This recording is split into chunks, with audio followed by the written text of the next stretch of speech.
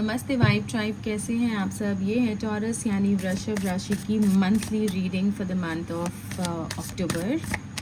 And चलिए देख लेते हैं क्या आ रहा है आपकी तरफ अक्टूबर में।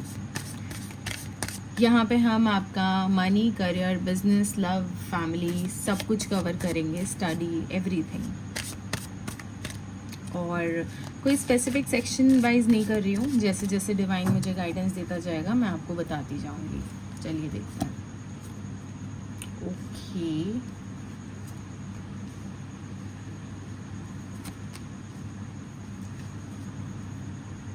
हाँ, ये तो बहुत हैवी एनर्जीज नज़र आ रही हैं मुझे। अक्टूबर की शुरुआत हो रही है न्यू मून और ग्रहण से, सूर्य ग्रहण हो रहा है एंड इसका असर आपके ऊपर काफ़ी ज़्यादा होगा। यू बीइंग अर्थ एलिमेंट, आप पर ऑब्वियसली जैसे सूरज की रोशनी अर्थ पे पड़ती है तो अर्थ पे सबसे ज़्यादा प्रभाव होता है, सबसे ज़्यादा एक एक कण पे असर होता है सन का। आप अर्थ एलिमेंट हो तो आपके ऊपर भी सबसे ज़्यादा असर होगा अर्थ इसका, सूर्य ग्रहण का। एंड मुझे लग रहा है, मुझे दिख रहा है कि ग्रहण की ही वजह से पॉसिबली 3 अक्टूबर को ही, या 3 अक्टूबर से एक दिन पहले, एक दिन बाद आपका कुछ तो लड़ाई झगड़ा हो सकता है। गाइडेंस का काम यही होता है, प्रेडिक्शंस का काम यही होता है कि अगर आपको कोई नेगेटिव चीज़ पता चल रही है तो आप उस चीज़ से बाहर निकलें, आप उस चीज़ से खुद को बचाएं, रिफ्रेन फ्रॉम डूइंग दैट। तो अगर यहाँ पे निकल के आ रहा है तो आप इस चीज़ को ध्यान में रखें। देखो, हम प्लैनेट्स का असर चेंज नहीं कर सकते हैं, लेकिन हम उसका प्रभाव, उसका बुरा असर कम कर सकते हैं। तो अगर आपके यहाँ पे क्लियर निकल के आ रहा है कि आपकी एक काफ़ी मैसिव लड़ाई झगड़ा हो सकता है, कुछ सैडनेस, डिसअपॉइंटमेंट वाली एनर्जीज निकल के आ रही हैं, थर्ड पार्टी इशू निकल के आ रहा है, जिससे आपकी नो कॉन्टैक्ट सिचुएशन जा सकती है, ब्रेकअप लाइक सिचुएशन बन सकती है। तो मेरी गाइडेंस आपसे यही रहेगी कि इन एनर्जीज़ को आप बाईपास करने की कोशिश करो। आप बहुत ज़्यादा रूड हो सकते हो, आप बहुत ज़्यादा ट्रिगर हो सकते हैं, आपको कोई चीज़ बहुत ख़राब लग सकती है। पॉसिबल है कि ये एक मिसअंडरस्टैंडिंग हो, इसलिए आपको, अगर आपके सामने कोई भी चीज़ आ रही है तो आप उस चीज़ को देखो, समझो, शांत दिमाग से हैंडल करो। अगर आपके सामने कोई चीज़ नहीं आया है, अगर आपने कहीं से कोई बात सुनी है, कहीं थर्ड पर्सन ने कुछ बता दिया, कुछ दिस दैट, तो आपको उस पर रिएक्ट करने की ज़रूरत नहीं है।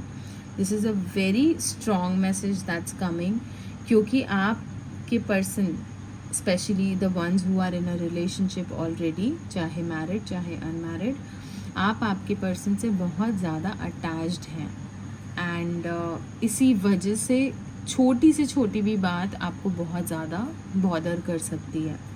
इसलिए थोड़ा सा आप just don't get into these energies, okay.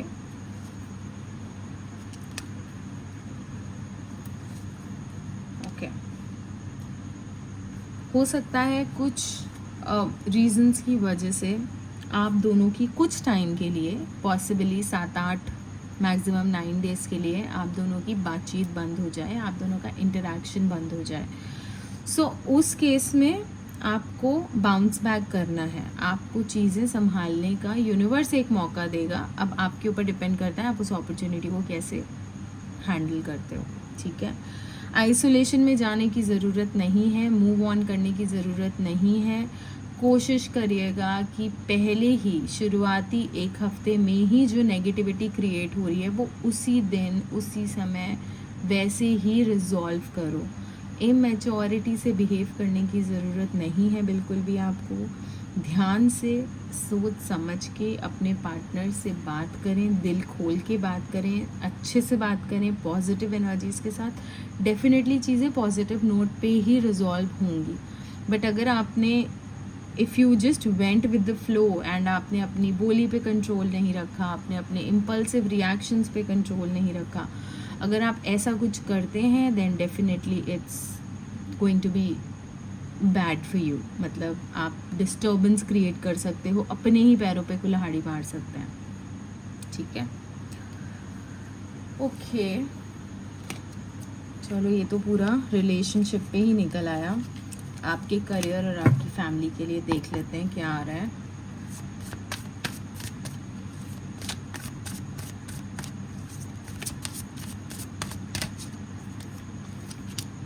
Okay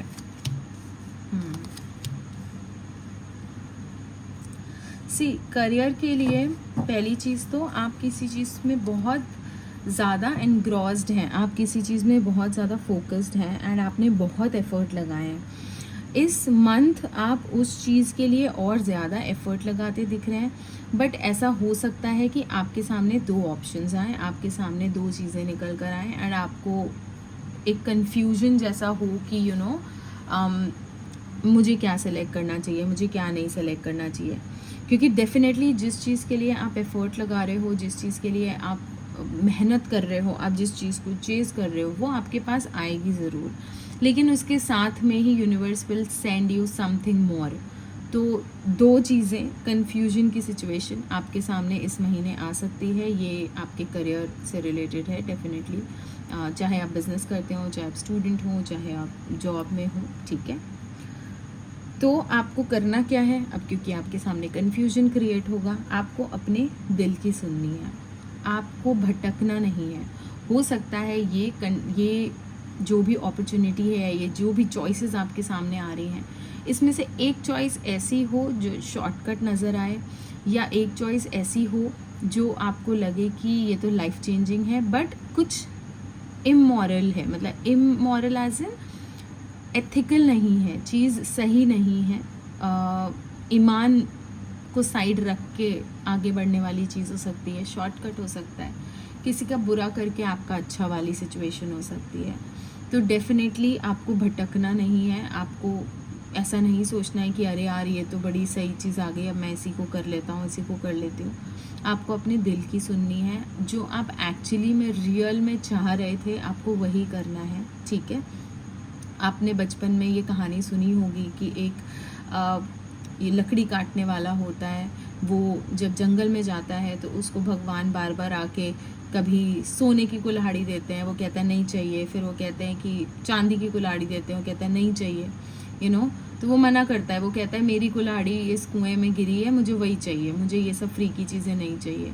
तो भगवान उससे इतना खुश होते हैं कि उसकी सच्चाई और उसकी ईमानदारी को देखकर उसका लालच उसके अंदर नहीं होता है, तो वो उसको सोने चांदी की कुल्हाड़ी साथ में दे देते हैं और वो बहुत उसका बेनिफिट हो जाता है, वो बहुत रिच हो जाता है। आई नो बहुत अजीब तरीके से मैंने कहानी सुनाई है, but idea of telling this story is कि आपको लालच नहीं दिखाना है, आपको अपने एम से नहीं भटकना है, आपको जो एक्चुअल में रियल में चाहिए था, जो आपके दिल में था, आप उसी चीज़ को चुनो, ठीक है।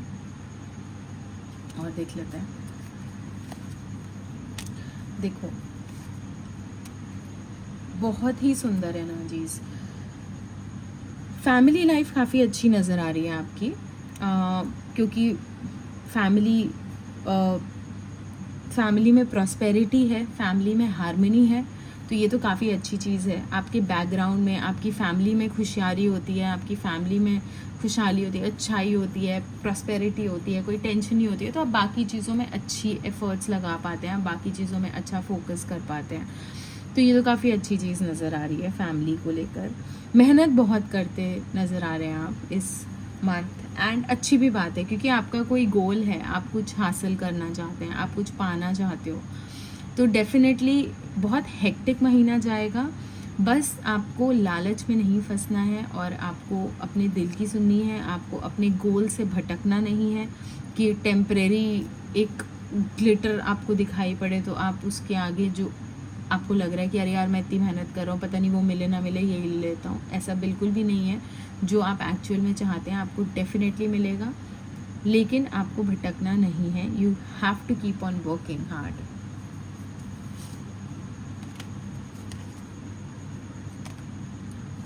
देखो आपने जो सोचा है, आपने जो चाहा है, वो आपको इस मंथ मिलेगा ही मिलेगा, with respect to your money, with respect to your career, business या फैमिली के भी अगर कोई गोल्स हैं आपके, कि जैसे आपने सोचा है कि मैं फैमिली में ये चेंज लाना चाहता हूँ या ये चेंज लाना चाहती हूँ, मैं रेनोवेट करवाना चाहती हूँ, मैं नई गाड़ी खरीदना चाहती हूँ, मैं नया घर बनवाना चाहती हूँ, वट एवर जो भी आपके गोल्स हैं, मैं सोना गिफ्ट करना चाहती हूँ, वट एवर XYZ जो भी आपकी ख्वाहिशें हैं related to pentacles energy, related to money, related to long term ideas, your family, your background, आपको वो अपॉर्चुनिटीज़ भी मिलेंगी और आपको उस अपॉर्चुनिटी का पॉजिटिव रिजल्ट भी मिलेगा। बस आपको याद रखना है, आपको लालच में नहीं फंसना है, आपको शॉर्टकट्स नहीं अपनाने हैं, आपको भटकना नहीं है। एग्जैक्टली आप क्या चाहते हैं आपको उसी पे फोकस रखना है, and things will definitely be good for you. Overall ये मंथ आपके लिए बहुत अच्छा नज़र आ रहा है। बस लव लाइफ में जो मैंने आपको चीज़ें बताई हैं वो, और इसके लिए जो मैंने आपको चीज़ें बताई हैं उस पर ज़रूर से ध्यान रखेंगे, तो definitely this month will be better for you. I really hope आपको ये वीडियो रेजोनेट करी। अगर रेजोनेट करी तो प्लीज़ लाइक, नए हो तो join the vibe tribe, and मैं बात करती हूँ आपसे अपने अगले वीडियो में। Take care, bye.